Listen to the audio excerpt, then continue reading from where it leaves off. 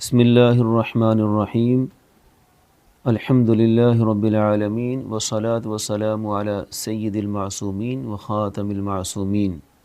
26 دسمبر کے حوالے سے ہم نے جو کھلا چیلنج دیا مفتی حنیف قریشی اور اویس ربانی کو، اب اس میں وہ تو بیچارے دم دبا کر بھاگ رہے ہیں اور اپنی عزت بچانے کے لیے طرح طرح سے پر تول رہے ہیں کہ کس طرح دھوکہ دہی کے ساتھ جس طرح پہلے بچ بچا کر نکلتے رہے اب بھی اس دفعہ نکل جائیں، لیکن اب ان کی جان پوری طرح شکنجے میں ہے۔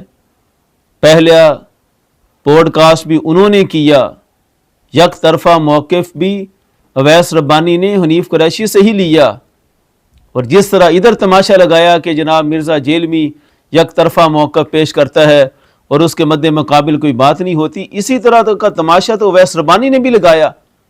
اس نے بھی تو حنیف قریشی کا یک طرفہ موقف لے کر معاذ اللہ طرح طرح کی بدتمیزیوں کے طوفان برپا کروائے اور آگے سے جواب لینے کے لیے تیار نہیں ہے۔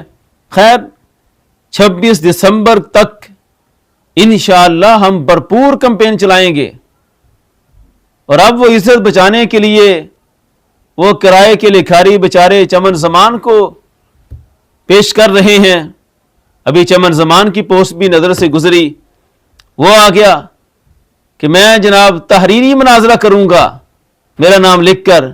اللہ کے بندے پہلے وہ بھول گئے سب کچھ، یہ چمن زمان بیچارہ بھول گیا جتنا کچھ اس کے ساتھ ہوا، لودرا میں کہاں کہاں بیچارہ چھپتا رہا، کس کس جگہ پر اپنے آپ کو چھپا چھپا کر بھاگتا رہا۔ آج ایک دفعہ پھر آ گیا۔ یہ بیچارہ کرائے کے لکھاری سے زیادہ اس کی کوئی اوقات نہیں، یہ آج کے زمانے کا وہ ابو زید سروجی ہے، اسے مال دے دیں ایک ہی نشست میں وہ سکے کی تعریفوں کے پل باندھ دے گا، اسی نشست میں ہی جب پیسے دیں کہ اس کی مذمت بیان کر دے تو مذمت بیان کرنے میں بھی انتہا کر دے گا۔ یہ علماء مقامات حریری پڑھنے والے اچھی طرح جانتے ہیں چمن زمان کی کیا اوقات کہ تحریری مناظرہ کرے، جس اعلیٰ حضرت کے نام پر ساری زندگی ان کمینوں نے کھایا، آج اس اعلیٰ حضرت کو وہ گالیاں دی اس بدتمیز انسان نے کہ شاید کسی بد مذہب نے بھی اتنی گالیاں نہ دی ہوں، صرف ایک کرائے کے لکھاری ہونے کی بنیاد پر ریاض شاہ نے منہ بھر دیا تھا، اس کے منہ میں ہڈی ڈال دی تو یہ ادھر ہی بھونکنا شروع ہو گیا۔ اس کرائے کے لکھاری کو تو اپنے باپ کے خلاف بھی استعمال کرنا پڑے تو ادھر بھی بھونکنا شروع کر دے گا۔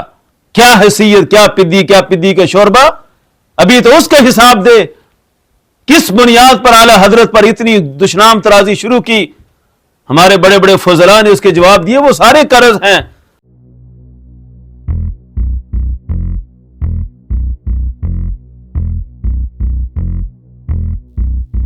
یہ بات ہمارے ساتھ تحریری مناظرہ کرنے کی تو ہم بھی تیار ہیں۔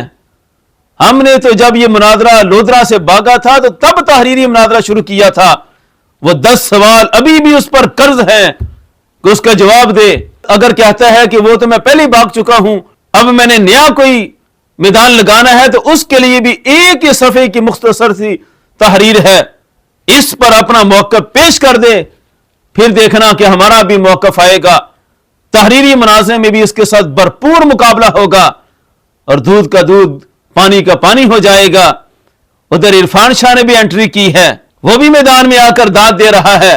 مولا علی دا شیر پنڈی چو آیا ہے، جو اس نے کیا کر کے دکھاتے نا، پر جنگ کھیڈ نہیں ہوندی جنانیاں دی،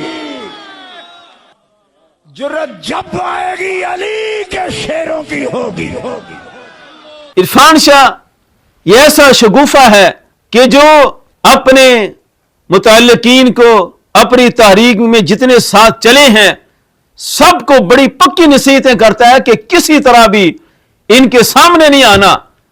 جب میں جمیل صدیقی سے مناظرہ کرنے گیا تھا علی پور چٹھا میں، جس کے فتوے کو عرفان شاہ نے جگہ جگہ تقسیم کیا، جمیل صدیقی اپنی مسجد میں ہی نہ رکا، 14 سال سے جہاں خطابت کر رہا تھا وہاں خطابت چھوڑ دی، لیکن رکا نہیں۔ کس نے بگایا تھا اس کو؟ منٹ منٹ میں عرفان شاہ اس کو فون کرتا تھا کہ سامنے نہ بیٹھنا، بھاگ جاؤ بھاگ جاؤ بھاگ جاؤ۔ ہمیں پوری تحقیق ملی کہ اس کو بگانے میں بڑا کردار عرفان شاہ کا تھا۔ یہ تمہاری حیثیت ہے؟ باتیں کرتے ہو، علی کے شیر جرت دکھاتے ہیں، میدان میں آتے ہیں، یہ ہے علی کے شیر، ہم ہیں علی والے جو ہر موقع پر میدان میں رہے۔ تم گیدڑوں کی کیا مجال جو شیروں کا سامنا کر سکو؟ اب حنیف قریشی کو داد تو دے دی، وہ گیا ہے، وہ یہ ہے، وہ ہے، ایک دفعہ اسے شاباش تھپکی دے کر ادھر بھی بھیجیں۔ رہی بات عرفان شاہ کی، اس کے اپنے مناظرے کی، کتنی دفعہ یہ مذاکرات ہوئے، آج بھی منور شاہ بخاری صاحب اپنا موقع پیش کریں جو انہی کی تحریک کے پنجاب کے سربراہ ہیں، کتنی دفعہ ہمارے ساتھ ان کے ساتھ ٹیبل ٹاک ہوئی کہ ہم بیٹھیں گے، اور وہ وعدہ لے کر گئے کہ میں عرفان شاہ کو بٹھاؤں گا قبلہ جلالی صاحب کے سامنے، لیکن ہر دفعہ یہ بھاگ گیا۔ تم جرت اور بہادری کی باتیں کرتے ہو، تم تو پہلے اپنا حساب دو کہ تمہاری سنیت کہاں ہے۔ تم نے جو کل تک جن لوگوں کو رافضی کہا، جن لوگوں کو نعرہ تحقیق کے منکر ہونے کی بنیاد پر طرح طرح کی گالیاں دیں، جو کہے نعرہ تحقیق کی کوئی تحقیق نہیں ہے، ثبوت نہیں، وہ نطفہ حرام ہے، اس کے نطفے بھی کوئی تحقیق نہیں ہے، اصلی اور بڑا اور نسلی حرامی ہے، اس کے نطفے کی کوئی تحقیق نہیں ہے، وہ دھوپ چھاؤں کی پیداوار ہے جس کو نعرہ تحقیق کی تحقیق نظر نہیں آتی۔ آج ہم تو کیا، آج وہ خود اعلان کر رہے ہیں، یہ ٹانچ باٹا سرکار عبد القادر شاہ یہ خود بار بار بیان کر رہا ہے کہ یہ شخص عرفان شاہ 50 سال مجھ سے لڑتا رہا کہ نعرہ تحقیق لگانا ہے، آج خود نعرہ تحقیق چھوڑ کر حیدری حیدری کے نعرے لگا رہا ہے۔ آج وہ شخص جسے 50 برس لگا کے نعرہ حیدری کو روکا، آج جناب وہ خود نعرہ حیدری لگاتا ہے اور ردمک وے سے پیسے بھی دیتا ہے، ڈانس بھی کرتا ہے۔ اب بتاؤ جیتا کون اور ہارا کون؟ ہماری جنگ نعرہ تحقیق کے ترک کرنے سے ہے، آج اس کو جواب دے عرفان شاہ۔ ساری دنیا جان چکی عرفان شاہ اپنا نظریہ بدل چکا، دشمن خوشی سے اعلان کر رہے ہیں کہ نظریہ بدل چکا، جن کے ساتھ انتہائی قریبی رشتہ داریاں ہیں وہ آستانے برات کا اعلان کر چکے کہ عرفان شاہ کا عقیدہ بدل گیا۔ ہاں اگر نہیں نظر آتا تو برطانیہ میں بیٹھے ایک پیر معروف شاہ کو یا اس کے چند خطیبوں کو نظر نہیں آتا، ورنہ تو ساری دنیا گواہی دے رہی ہے کہ عرفان شاہ اپنا عقیدہ بدل چکا اور یہ پیسوں کا سوداگر، پیسوں کی ہرس میں اپنے دین ایمان کا سودا کر چکا۔